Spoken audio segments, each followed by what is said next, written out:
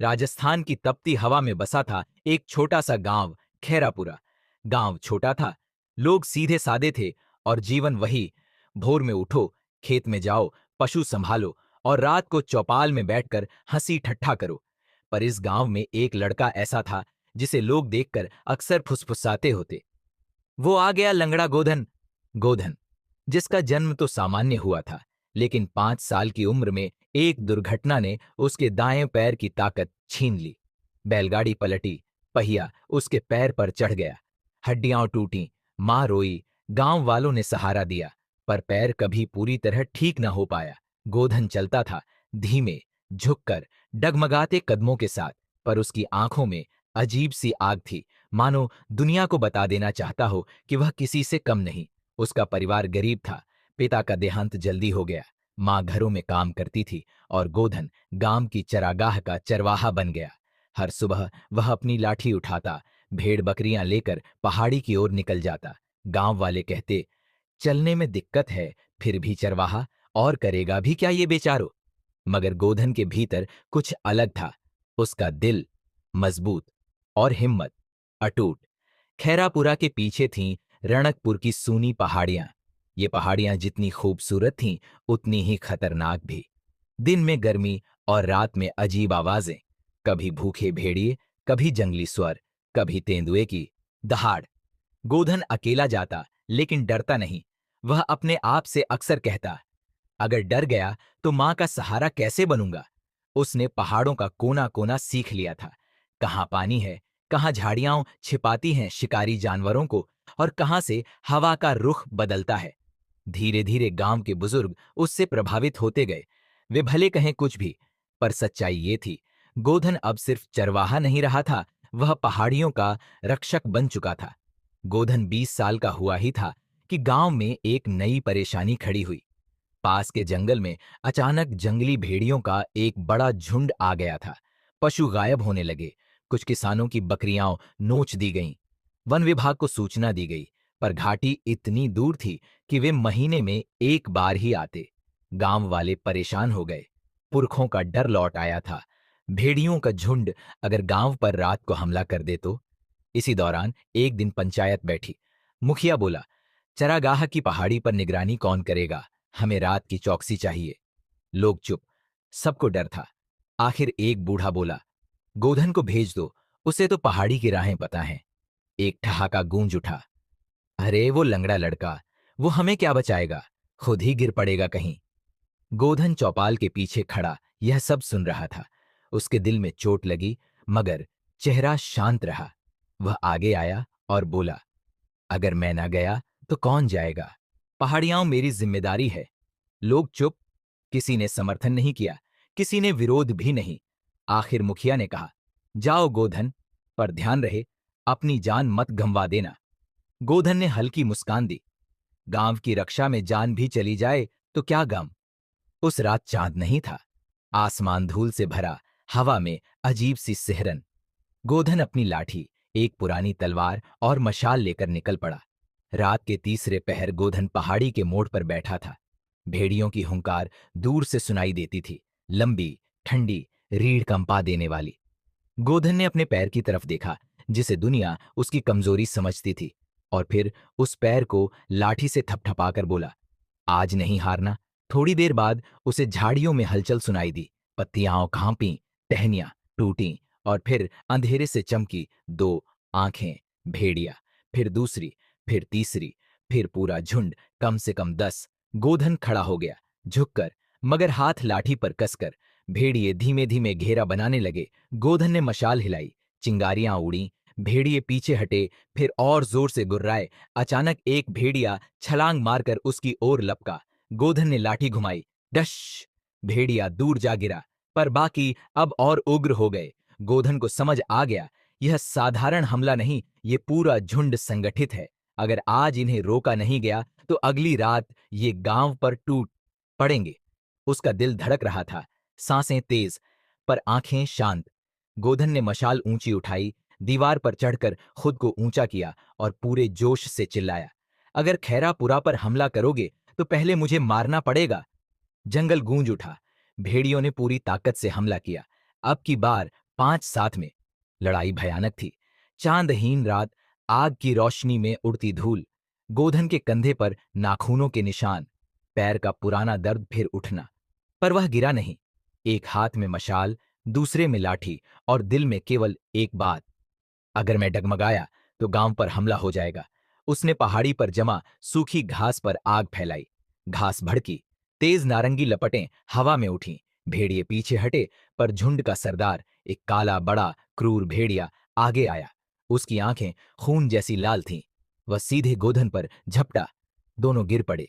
गोधन के हाथ से मशाल छूट गई। भेड़िए के दांत उसके कंधे में ढसते जा रहे थे। गोधन दर्द से चीखा, पर उसने दांत भींचकर लाठी से भेड़िए की गर्दन पकड़ी और पूरा जोर लगाया। टटाक! भेड़िया कराहता हुआ गिर गया। बाकी भेड़िए डरकर भागने लगे।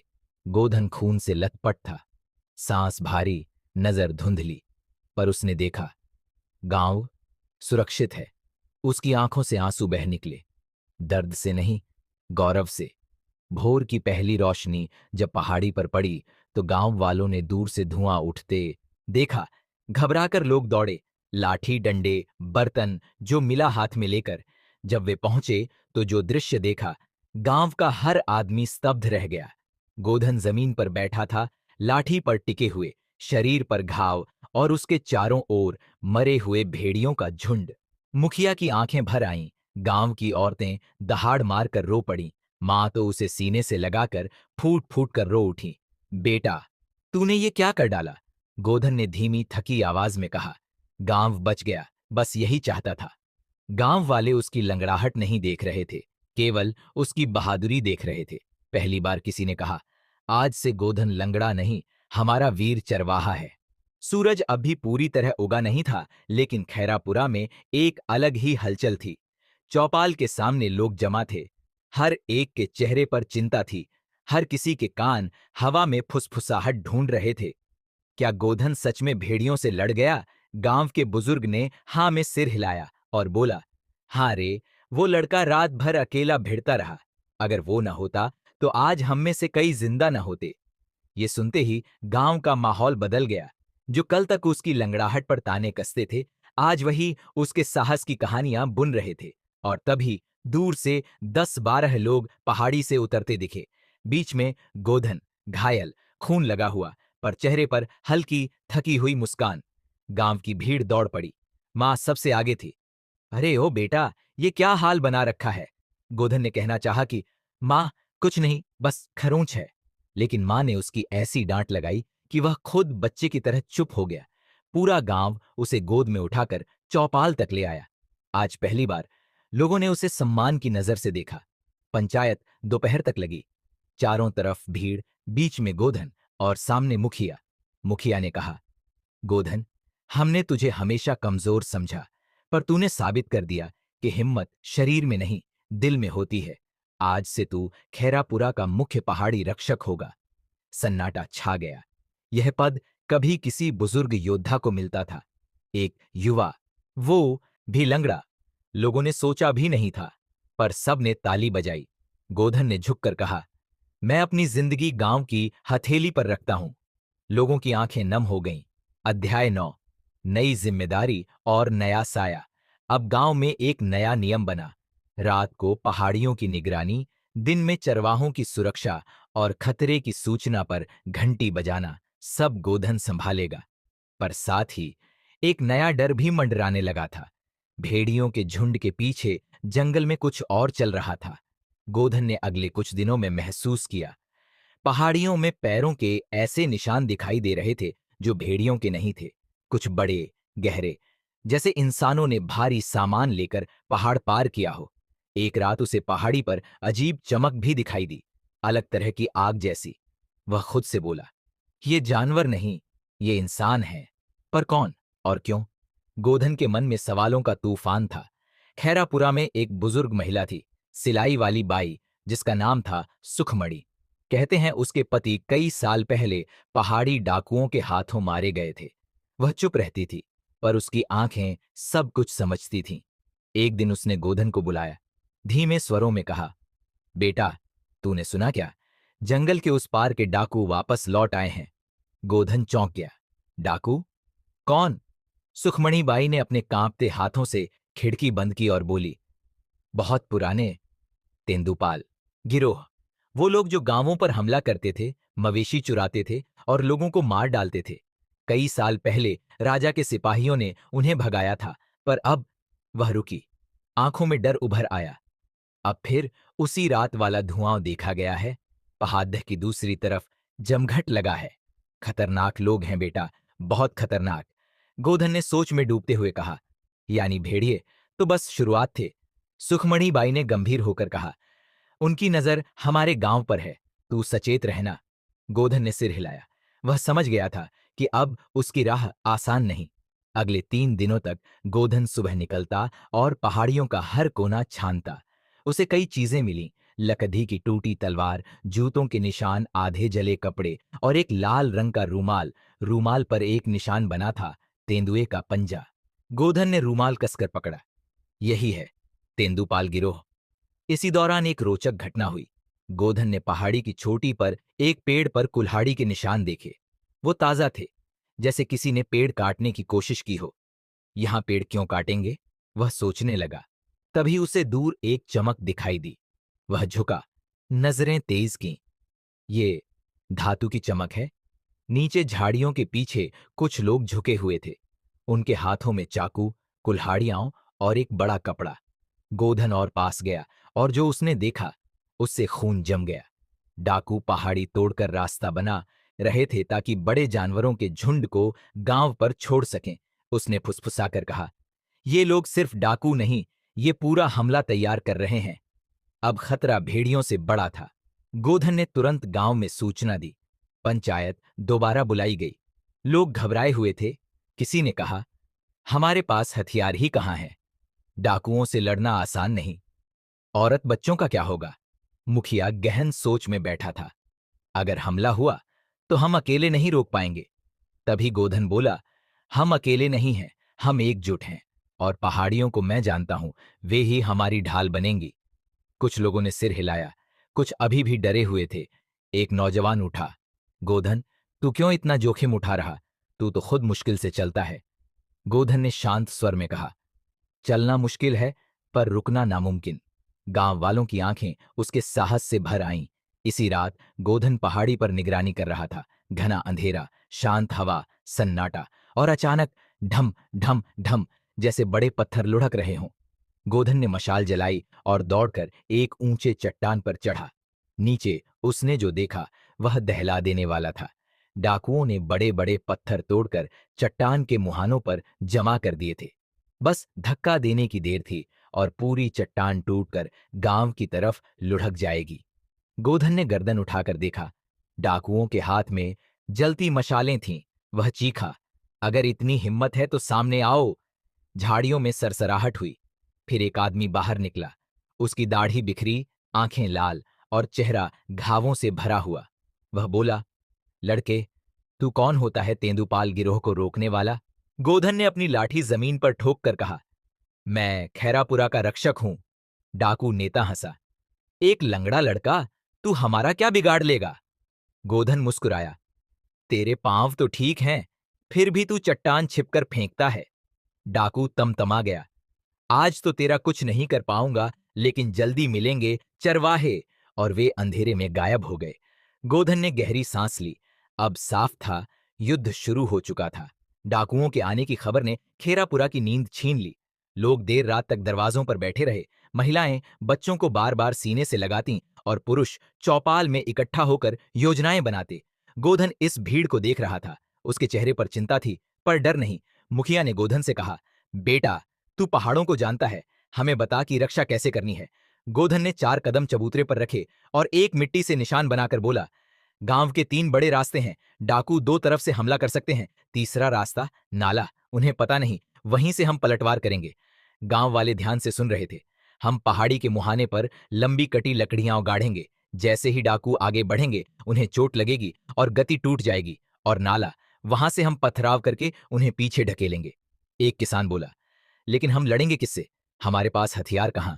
गोधन ने शांत स्वर में कहा, दुश्मन का हथियार ताकत होता है, हमारा हथियार पहाड़, रास्ते और एकता। एक बुजुर्ग ने आशीर्वाद देते हुए कहा, बेटा, तेरे कहने से ही मन को हिम्मत मिलती है। गोधन मुस्कुराया, पर उसके मन में घमासान चल रहा था। कहीं ये योजना काम ना आई तो, कहीं डाकू गांव में घुस आए तो, कहीं कोई मासूम। उसने अपना सिर झटका। उसे खुद को कमजोर नहीं बनने देना था। अगले दिन सुबह से शाम तक गांव के लोग गोधन के साथ पहाड़ियों में मेहनत करते रहे। सूखी लकड़ियों के भाले जैसी नुकीली कतारें बनाई गईं, पत्थरों को ढाल की तरह सजाया गया, झाड़ियों के पीछे छुपने के गड्ढे खोदे गए, पहाड़ी के सामने काटे गए पेड़ों की कांटेदार शाखाएं बिछा दी गईं। कई लोग पहली बार ऐसा काम कर रहे थे, पर गोधन सबकी मदद कर रहा था। उसका लंगड़ापन उसे रोक नहीं रहा था। वह धीमे चलता, पर हर बार पहुंचता, किसी का बोझ उठाने, किसी को खूंटी गाड़ना सिखाने, किसी को ढाल बनाना बताने।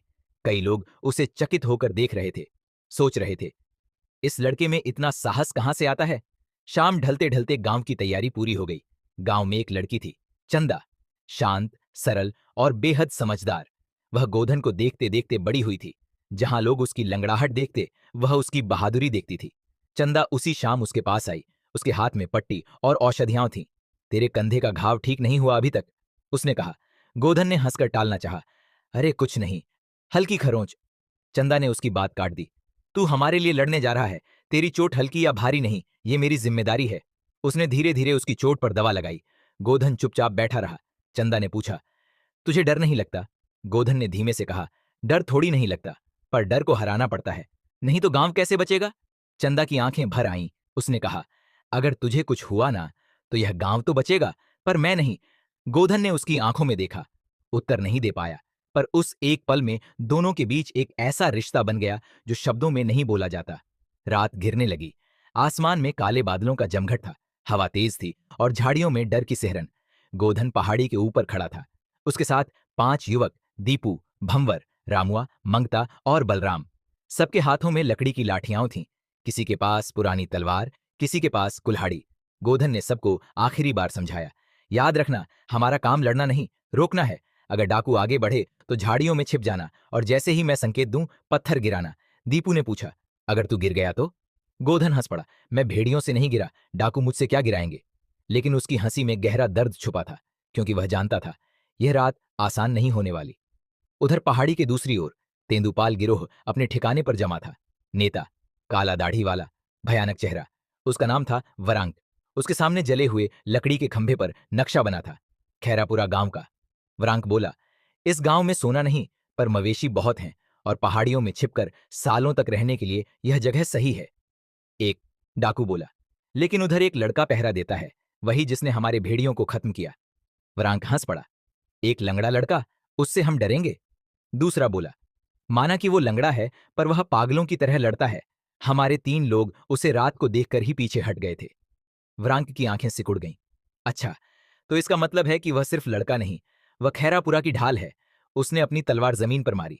ढाल को तोड़ दो, बाकी गांव अपने आप गिर जाएगा। पूरी टोली उसके पीछे गरजी। हमला शुरू होने ही वाला था।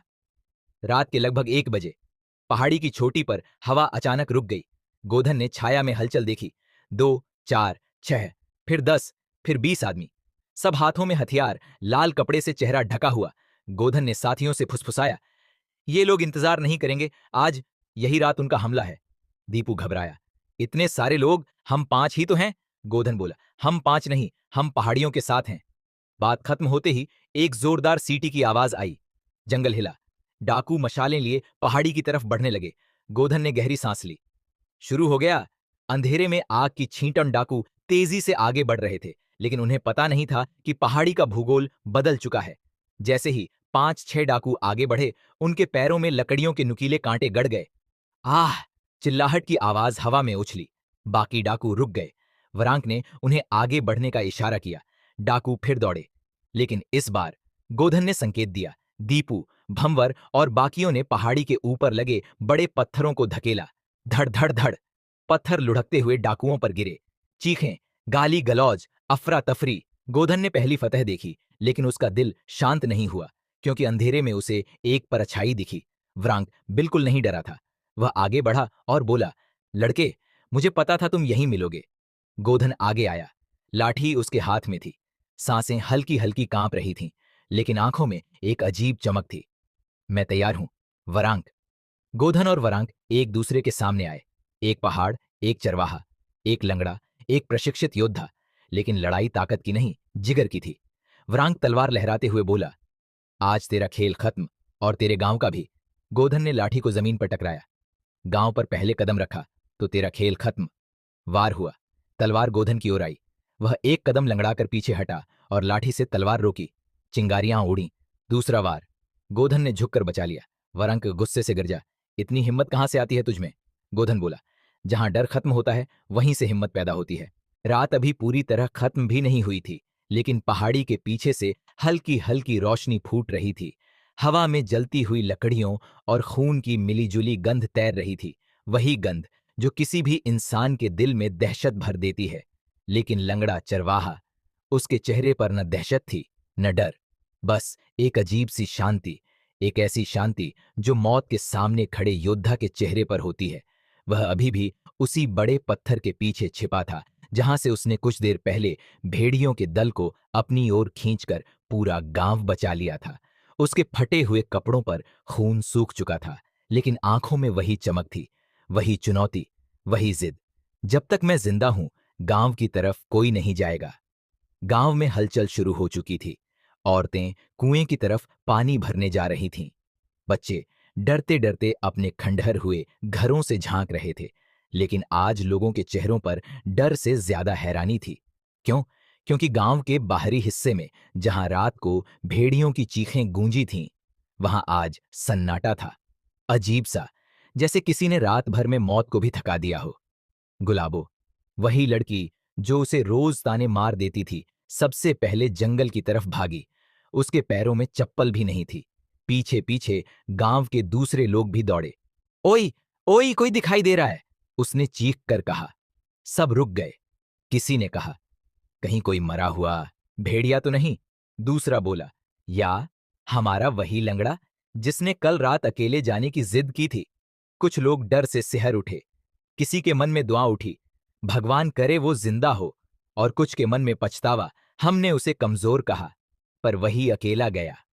उधर जंगल में लंगड़ा चरवाहा अब भी सांसें ले रहा था, बस धीमी, बहुत धीमी। उसका हाथ उस आखिरी भेड़िए की फर पर रखा था जिसे उसने कुछ देर पहले मारा था। उसका पैर फिर से लहूलुहान था। जख्म गहरा था, लेकिन वह मुस्कुरा रहा था। अरे, इतने भी बुरे नहीं थे तुम, उसने हाँफते हुए कहा। बस भूखे थे, मैं समझता हूं, लेकिन गांव पर हमला तो नहीं करने देता। वह उठने की कोशिश करता है, लेकिन शरीर जवाब दे रहा था। खून बह चुका था, बहुत ज्यादा। इतने में उसे कदमों की आहट सुनाई दी। एक, दो, तीन, कई। वह संभल कर बैठता है, किसी हमले के लिए नहीं, बस देखने के लिए कि कौन आ रहा है। अचानक एक आवाज आई, अरे, ये रहा हमारा हीरो। गुलाबो रो पड़ी। गांव के बूढ़े ने उसकी तरफ देखा और फुसफुसाया, बच जाएगा, है ना? किसान बोले, भगवान जाने, पर इसने जो किया है वो हम में से कोई नहीं कर पाया। वह मुस्कुराकर बोला, इतनी जल्दी रो क्यों रहे हो? अभी तो भेड़ों को घर पहुंचाना है। तुम लोग रास्ता साफ करो। सब हंस पड़े, लेकिन हंसी में कंपकंपी थी। गुलाबो उसके पास बैठ गई। तू पागल था क्या? अकेले चला आया? मर जाता तो? चरवाहा बोला, अगर मैं नहीं जाता तो तुम सब मर जाते। मेरे मरने से क्या होता, गांव तो बच जाता। गुलाबो की आंखों से आंसू सीधे उसकी हथेली पर गिरे। बेवकूफ, तुझे किसने कहा था कि तू इतना बड़ा हीरो बने? वह हंस पड़ा। तुम ही तो बोलती थीं, तू कुछ नहीं कर सकता, बस तुम्हें गलत साबित करने चला आया। गांव वाले उसे उठाकर ले जा रहे थे। हर कोई उसके पैरों के निशान वाले रास्ते को देख रहा था, जहां खून टपका था, जहां उसके कदम लड़खड़ाए थे, जहां उसने मौत को कई बार धोखा दिया था। किसी ने फुसफुसाया, ये सिर्फ चरवाहा नहीं, ये तो गांव का रखवाला है। दूसरा बोला, हम उसे लंगड़ा कहते थे, पर वो तो हम सबसे सीधा निकला। गुलाबों ने धीरे से उसके कान में कहा, अब से किसी को तुझ पर हंसने नहीं दूंगी, और अगर तू ऐसे ही हीरो बनने निकला तो मैं तेरे पैर तोड़ दूंगी। दूसरा भी। चरवाहा हंसते हंसते दर्द से कराह उठा। अरे, मैं बच तो गया ना, आविल जाकर मुझे दही गुड़ खिलाना। गुलाबों ने सिर हिलाया, जितना कहेगा उतना खिलाऊंगी, बस तू उठकर खा सके।